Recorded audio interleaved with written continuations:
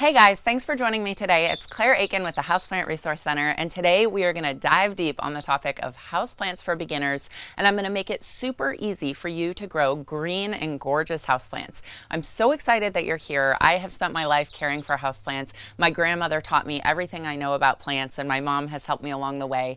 I have hundreds of plants in my home, and I'm super excited to make it easy for you to develop your green thumb so that you feel confident about the plants in your home and you're able to create a lasting journey with the houseplants that you have for, months and years and even generations. So we're going to dive into everything you need to know and talk about the 5 easiest houseplants for beginners. Let's get started. All right, so this is Houseplants for Beginners, and we're going to talk about the easiest plants to start with to make it really easy to have a good experience.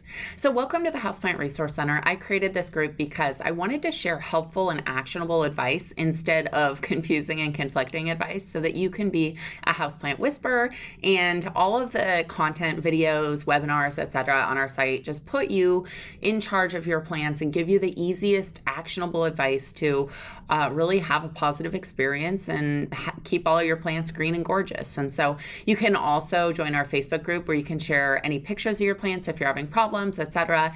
Subscribe to our YouTube channel and sign up for our newsletter where we send out, samples, free growing tips, articles, etc. And then click to shop our store if you want to look at our products.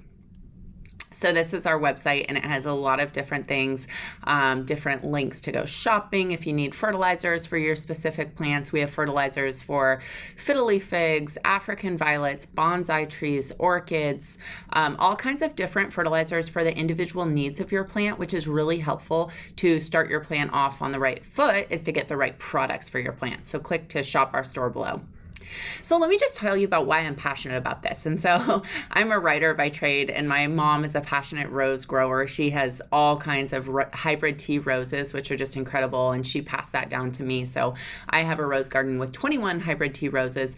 But really, it was my grandma that taught me about houseplants, and she had a Fiddly Fig back in the 70s before they were popular. She had all kinds of spider plants and ferns, and she just loved houseplants, and she taught me how to take care of them. And I realized that not everybody has a grandmother that takes the time to teach them about plants, and it's something that isn't super intuitive to learn. And so I have passed that along to my daughters, and you can see them here, Molly Rose and April Fern. They both have botanical names, and I just love plants, and I want to share my passion with you. I'm a fertilizer specialist, a lecturer at UCLA Extension, and I love sharing my passion for houseplants with the world.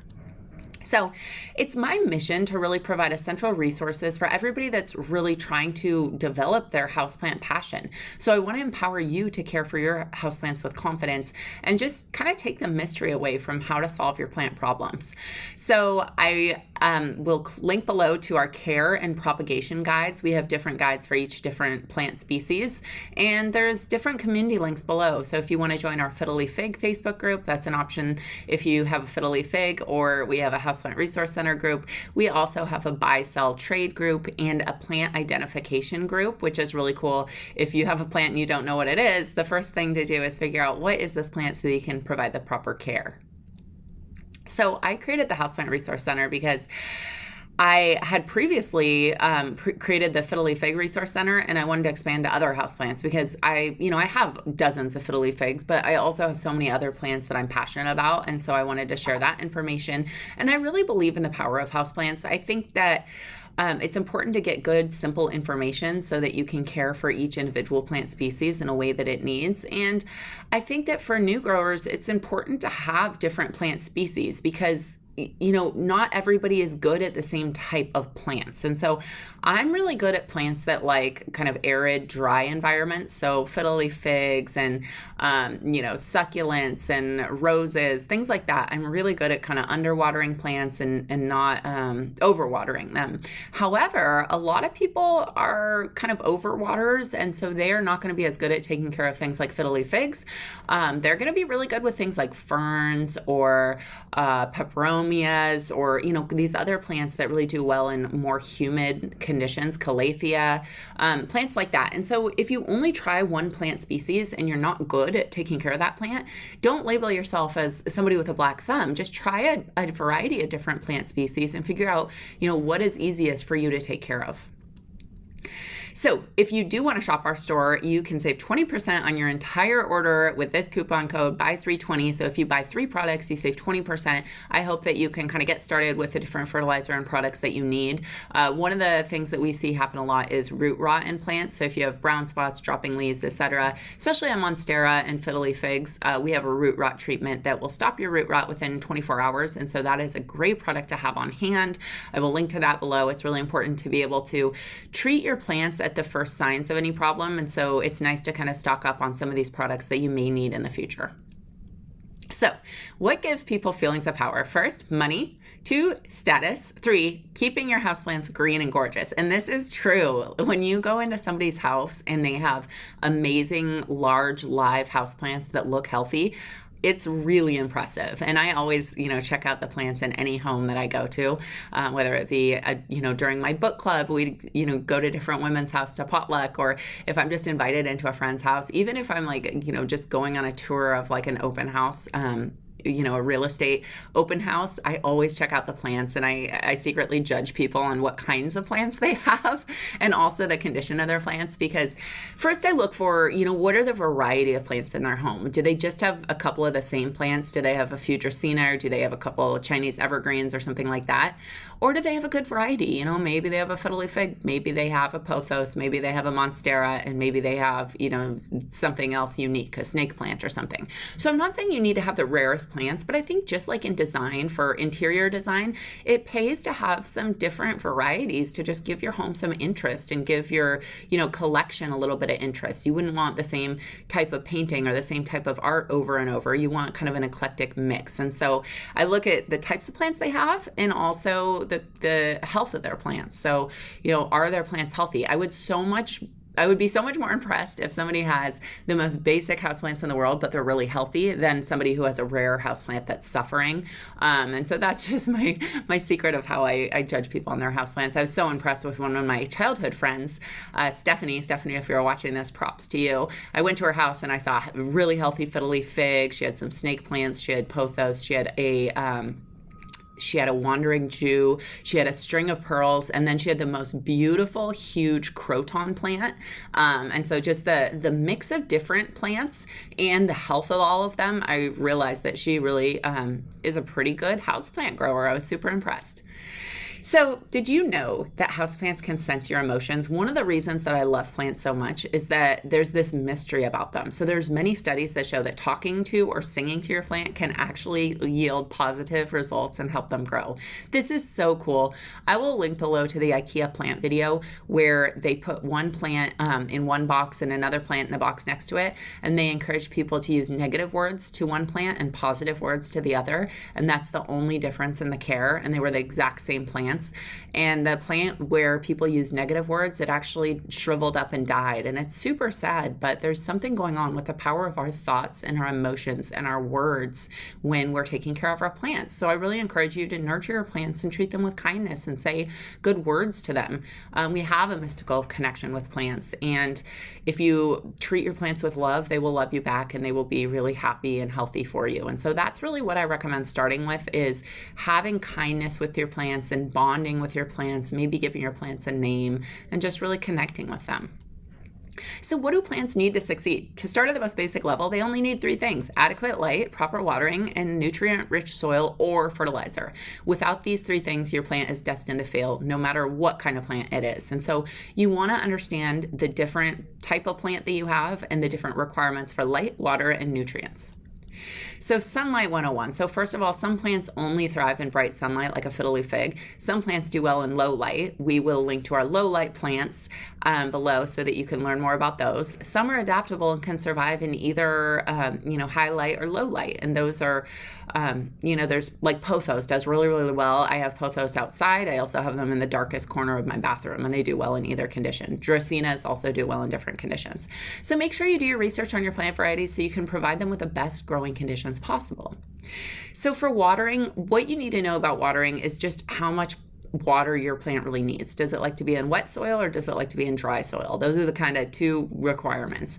So one of the major things you want to pay attention to is how much water it needs. When your plant does not receive enough water, it easily dries out and dies. But likewise, you can drown your plant. So Fiddly Figs are notorious for not liking too much water. And if you overwater them, they will get brown spots, dropping leaves, and tons of problems. So figure out how much water your plant needs and whether it's kind of on the dry side or kind of on the wet side. And then I really recommend using a moisture meter. This is, we sell a moisture meter that has a chart for each plant.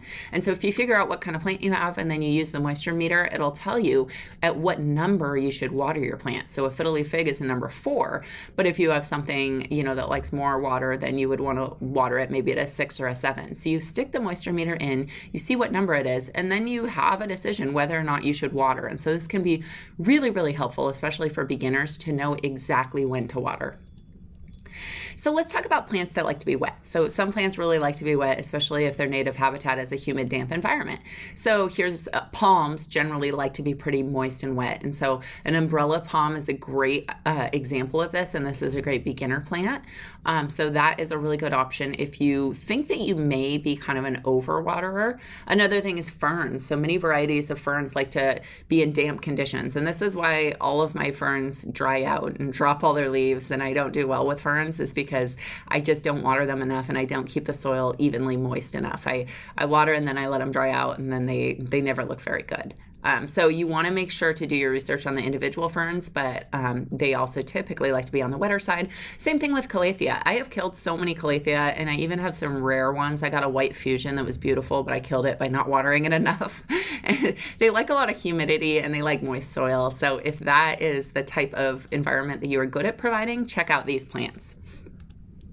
These are plants that like to be dry, and these are the ones that are all over my house because I do really well with them. Sometimes I only water my plants every 2 weeks or so, and you know, I live in San Diego, so it's pretty arid here. So Fiddly Figs, these are great for people who kind of let their plants dry out between watering. So they should only be watered when your moisture meter reads about a 3 or a 4. Monstera is another great plant that likes to dry out a little bit. So you just don't need to worry if these plants get a little dry. They'll get droopy, you can water them, and they really revive and perk up almost immediately. So it's not a big deal if you like to kind of leave them on the dry side. Pothos too. So pothos soil needs to dry out between waterings, or they are prone to root rot. And usually it kind of gets a little droopy when it wants a drink. And so it's a great beginner plant to teach you when to water. So let's talk about the soil. So choosing the right soil is the next biggest decision for your plant. So the first thing is you want to figure out, you know, what is the light condition where you want your plant to go? And then the second thing is what kind of soil it needs. And so, you know, you want to research the exact mix of soil that your plant prefers, but there's basically 2 types. So kind of a drier soil and a wetter soil. If you buy something like Miracle-Gro, it's going to be very, very wet. So the Miracle-Gro indoor potting mix stays so wet. That's great for the kind of water-loving plants. But for Fiddly Fig, it's going to just hold water and cause root rot. And so we have a Fiddly Fig potting soil that's really fast draining, that is good for all of the plants that like drier conditions. And so I would say, you know, go with a Miracle-Gro indoor potting mix if you have plants that like water, but if you have plants on the other side, go with the Fiddly Fig potting soil that we'll link below because it's super, super fast draining. We also have a Monstera potting mix that's perfect for Monstera. If you like to have Monstera in your home, that is a great soil for them. So let's talk about the other problem. So despite the fact that houseplants are, you know, a lot of different species, hundreds of different species in a diverse group, the same problems occur over and over in many different types of plants. So aside from the basic water, light, and soil issues, here are a few common issues. So poor external conditions, so low humidity, drafts. They do not like to be in cold or dry drafts, either from a heater or an air conditioner. Pet accidents. So make sure that your pets aren't eating your plants. A lot of houseplants are toxic to pets. And so you want to make sure that they are not going to be munching on your plants, because not only will it hurt your plants, but it will also hurt your pets, and it can cause some toxicity. too small of a pot. So you may need to pay attention for signs your plant has outgrown its pot and that it's root bound. And that way you want to go up maybe 4 to 5 inches in diameter of your pot and then repot it with new soil. Insect infestations, this is really important. So keep an eye out for signs of pests. So holes in your leaves, insects crawling on your plant, or kind of spider webby type webs on your plant. And that is something we have a houseplant leaf armor spray that will kill all the insects on your plant if you have those problems coming up. And then one thing a lot of people don't realize is that plants need to absorb sunlight and they need to take in carbon dioxide. And so if they're dull and dusty and dirty, they can't do those things. They can't do photosynthesis and they can't do transpiration. So you want to clean your leaves with a damp cloth. One of my favorite things to do is just put your plant in the shower and rinse it off in the shower, or you can clean the leaves with a damp cloth. And don't forget about your plant. Do what you need to do to remind yourself to care for your plant. So set a reminder on your phone, or maybe you do it on Fridays, have a day of the week that you maybe don't necessarily water it, but check your plant to see if it needs to be watered. Make sure it's clean. Maybe rotate it so it gets, a 360 degree symmetry. So just check on it, bond with it, and make sure you're taking care of your plant. So let's talk about the easiest plants to start with. If you're viewing this Houseplants for Beginner webinar, you're probably looking for some beginner plants. These are the plants that are resilient, that can live with a certain amount of neglect, and that I've tried out every single one of them. Here are some of the first ones. So first of all, succulents. So aloe is a great option here. They do so well. You can really put them in full sun. You can put them in indirect light. You can only water them once a month. I have one in my bathroom that gets full sun that does fantastic. So I really recommend an aloe plant for beginners. Second one is a ZZ plant. These do so well in almost no light. My mom has one that I propagated for her that is in a hallway that has no natural light, and it is actively growing, getting bigger every single day. So this is a great option for you. And then a snake plant. Snake plants are so cool. I have several in my girls' bedrooms because they release pure oxygen at night for really, really good air purification qualities, and they can tolerate a lot of neglect. They like really dry soil. They don't need almost any light. They can grow in almost no light conditions, and just make sure you don't overwater them, and they'll do really, really well for you. And then pothos, I've mentioned this a few times. These require a little bit more light. They can't grow in no light, but they do really, really well. They're very forgiving. It's a great plant to learn on because if you overwater it, you'll see brown spots and dropping leaves, but you have some time to correct that issue and they will perk right back up as long as you stop overwatering or make sure they have adequate light, etc. And then the peace lily. I love these plants for beginners because they are so gorgeous, and if you take really good care of them, they actually flower. And so not only are they super, super resilient to neglect, if you overwater them, underwater them, if they don't have enough light, they'll still do okay. But as you improve your habits, as you get better at growing them, they start to bloom. And the most amazing feeling is if you have a peace lily with flowers on it. It looks so good, and you know that your plant is happy if it's putting out flowers. So I think this is a great plant to start with. So here's some great book recommendations to learn more. One of my favorite books is How to Grow Fresh Air, if you're interested in the air purification factors of plants. Another is Houseplants for Millennials. This is a book I wrote that gives away everything you need to know about developing your green thumb and becoming a plant whisperer. And then the last is the Fiddly Fig Expert. That's a book I wrote giving away everything I know about growing fiddly figs. And so if you have one of those, you may want to check out this book. I hope this webinar was helpful for you. Thank you so much for watching. It's just designed to give you kind of some basics about care and some suggestions for plants. If this was helpful, please subscribe to our YouTube channel and please like our Facebook group and join that so you can post pictures of your plant and get specific recommendations on how to take care of your plant. Thanks so much for watching, and I'll see you soon.